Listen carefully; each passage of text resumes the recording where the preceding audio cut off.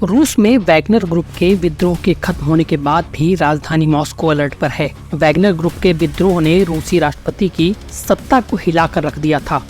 2 दशक तक सत्ता में रहने वाले राष्ट्रपति व्लादिमीर पुतिन के सामने वैगनर ग्रुप सबसे गंभीर चुनौती के रूप में था, लेकिन 24 घंटे से भी कम समय के अंदर एक डील के बाद यह विद्रोह खत्म हो गया।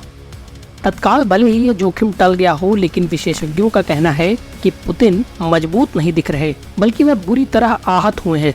जब यह विद्रोह शुरू हुआ था तो उसकी सुबह रूस के सरकारी टेलीविजन पर पुतिन ने एक संबोधन दिया। इसमें उन्होंने वैगनर चीफ येवगेनी प्रिगोजिन पर पीठ में छुरा घोंपने वाला और देशद्रोह का आरोपी बताया। उनके सख्त बयानों में दिख रहा था कि वह विश्वासघात से बुरी तरह आहत हुए हैं। सोमवार को पुतिन ने एक और बयान दिया जिसमें उन्होंने वैगनर चीफ येवगेनी प्रिगोजिन को पकड़ने की कसम खाई। उन्होंने कहा कि जिन लोगों ने रूस में गृह युद्ध शुरू करने की कोशिश की है उन्हें न्याय के कटघरे में खड़ा किया जाएगा। कुछ विशेषज्ञों का अनुमान है कि पुतिन किसी भी तरह से हमला करेंगे, या तो वह यूक्रेन पर हमला करेंगे या फिर रूस के अंदर उन लोगों पर हमला करेंगे जो उन्हें समर्थन नहीं दे रहे।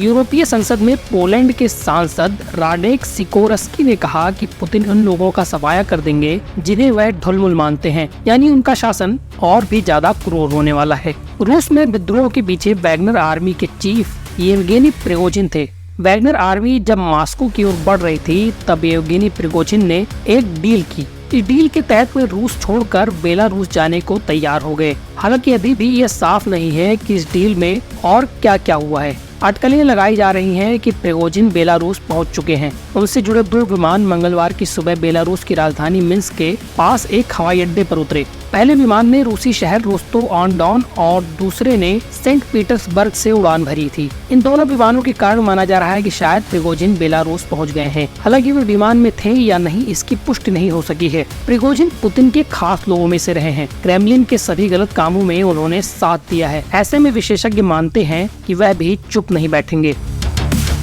NBT ऑनलाइन की रिपोर्ट।